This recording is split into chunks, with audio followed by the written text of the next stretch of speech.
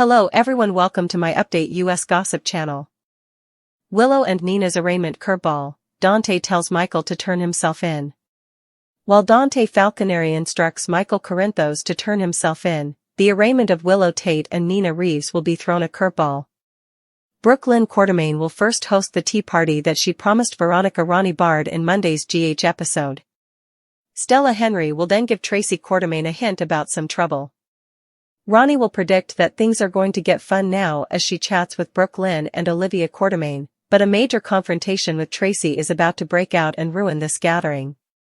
Nina will be questioned by Nathan West regarding whether she will accept the plea deal that she has been offered. Despite Nina's difficulties, she may accept that this is ultimately the only way forward. However, the arraignment between Nina and Willow is about to get wild. Drew Kane will find himself pondering how the hell something like this could occur given the shocking turn of events in court. If Michael is found to have framed Willow, he will argue with Dante that he must confess and surrender. On Monday's show, Michael will make a bold declaration, arguing that he will always do whatever it takes for his children and that he has nothing to confess to the police. Dante may have additional concerns regarding the possibility that Drew set Willow up and even shot Drew by the time this conversation is over. Jordan Ashford will work on a puzzle in the meantime. We'll find out if this has to do with Portia Robinson's pregnancy, Jen Sidwell's crimes, or any news about Drew. At Carly Spencer's place, she'll give Jack Brennan a chance to come clean. Carly will lash out because Brennan won't take the bait Carly offers, and she will demand to know how he kept her from knowing about Jocelyn Jacks. Willow Tate and Nina Reeves, mother and daughter bound by blood but divided by betrayal, were about to face arraignment. And though the courthouse steps were lined with reporters, camera flashes, and the ever-hungry hum of gossip, the real explosions were waiting inside, where family, love, and loyalty were about to collide in ways that no one could have predicted. At the Quartermaine mansion, Brooklyn Quartermaine was trying, desperately, to keep things light. She'd thrown together the elaborate tea party she'd promised Veronica Ronnie Bard, complete with lemon pastries, floral arrangements, and far too much champagne for a midday affair. Nothing says Quartermaine chaos like a tea party gone wrong, Brooklyn muttered under her breath, adjusting the table centerpiece. Ronnie smirked, twirling her teacup in her hand, the porcelain clinking softly against her ring. "Trust me, Brooklyn," she said with a half-smile, her tone laced with mischief, "things are about to get fun." From the corner of the room, Stella Henry observed quietly, always the voice of reason in a house built on secrets. "Fun?" Stella repeated, shaking her head. "You call it fun, I call it trouble brewing." Her gaze drifted to Tracy Quartermaine, who was already watching Ronnie with suspicion, her arms folded tight. "You can feel it in the air, can't you?" Stella murmured. "Something's about to snap." And snap it did. Moments later, Tracy's sharp voice cut through the laughter like a razor. "You think you can waltz into this house, Veronica, and charm your way into our good graces? Think again." Ronnie rose slowly from her chair, meeting Tracy's glare head-on, her lips curving into a dangerous smile. "Oh, come now, Tracy," Ronnie teased, "don't be jealous because someone else knows how to command a room." Brooklyn tried to intervene, "Okay, ladies, let's not," but it was too late.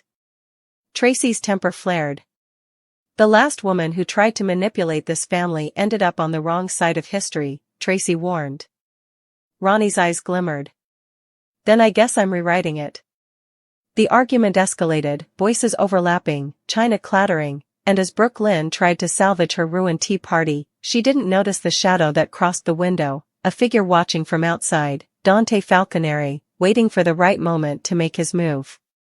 Meanwhile, across town, Nina Reeves sat in the courthouse waiting room, hands trembling as she fumbled with her engagement ring, a symbol of everything she'd lost and everything she might still lose. Her brother, Nathan West, leaned forward, his expression soft but steady.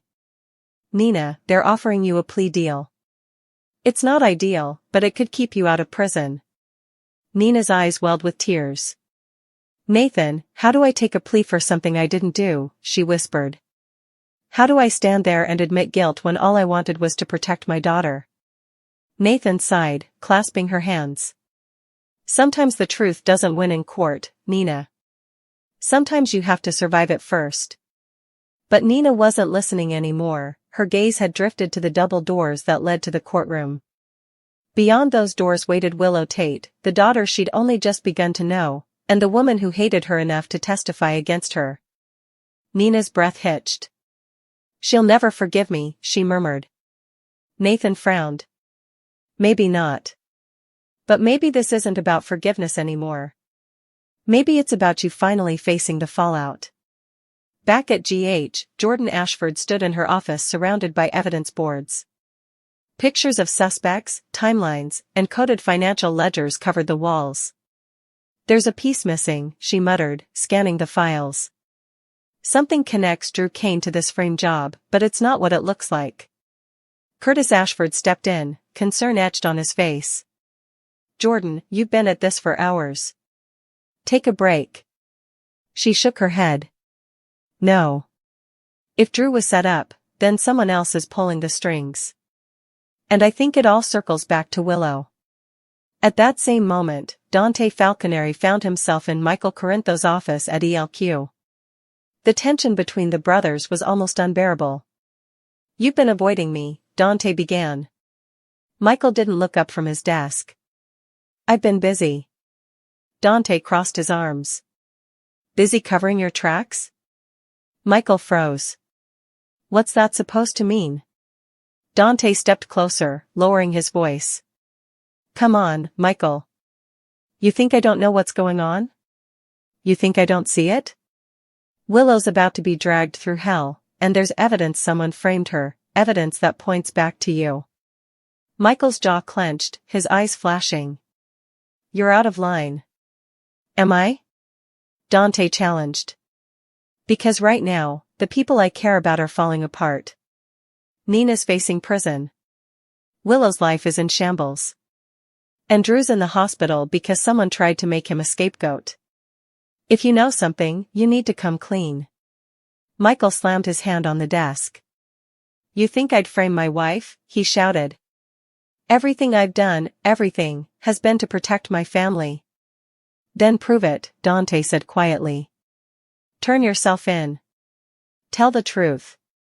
The words hung in the air like a gunshot. Michael's breathing was shallow, his fists trembling. "You don't get it, Dante," he said finally, voice breaking.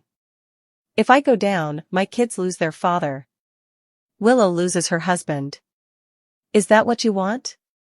Dante's expression softened, but his resolve didn't waver. "What I want," he said, "is for you to stop running from the truth. Because the longer you hide, the more everyone you love is going to suffer." Meanwhile, at Carly Spencer's house, tension reached its own boiling point. Carly stood face to face with Jack Brennan, her eyes narrowing with fury. "You had every chance to tell me, Brennan," she hissed. "Every chance to be honest about Jocelyn." Brennan crossed his arms. "You wouldn't have believed me." "Try me." Carly snapped. "You think I wouldn't believe the man who claimed to love me? You think I wouldn't fight for my daughter if she was in danger?" Her voice broke, the anger giving way to pain. "You let me walk around in the dark while my family fell apart. How could you?" Brennan's expression flickered with guilt, but he said nothing. Carly took a step closer, her tone trembling but sharp. "You don't get to play the victim, Jack. Not after what you've done." When he still didn't answer, Carly's patience snapped. "You're just like the rest of them, liars, all of you," she shouted, throwing the nearest glass against the wall. It shattered, echoing through the silent room. Brennan didn't flinch. "You're angry now," he said quietly. "But when this is over, when the truth comes out, you'll thank me." Carly let out a bitter laugh. "Don't count on it." Back at the courthouse, the tension reached a fever pitch. Willow sat beside her attorney, pale and silent, while Nina waited a few rows behind her, her eyes red from crying. The bailiff called the room to order as Judge Whitaker took the bench. "This court is now in session for the arraignment of Willow Tate and Nina Reeves," he announced. Reporters scribbled furiously. Gasps rippled through the crowd as the charges were read aloud: obstruction of justice, tampering with evidence, and conspiracy. Willow's heart pounded in her chest. She glanced back, her gaze locking with Nina's. For a moment, time froze, mother and daughter, divided by truth and lies, both realizing this was the point of no return. Then came the curveball. As the prosecutor stood to present new evidence, a clerk rushed in, whispering something urgently into his ear. The prosecutor's face strained of color. "Your Honor," he stammered, "there's been a development." Judge Whittaker frowned. "What kind of development?" The prosecutor hesitated, then said, "New evidence has surfaced suggesting that neither Ms. Tate nor Ms. Reeves initiated the frame-up. In fact, it may implicate a third party." The courtroom erupted into chaos. Nina gasped. Willow turned to her lawyer in disbelief. Drew, sitting in the back, muttered under his breath, "How the hell did this happen?" Cameras flashed as reporters scrambled for the scoop. Judge Whittaker banged his gavel, shouting for order. But no one could hear over the thunder of whispers. "Who?" Nina demanded. "Who set us up?" And then, like a ghost stepping from the shadows, Dante Falconeri appeared in the aisle. All eyes turned to him as he approached the bench.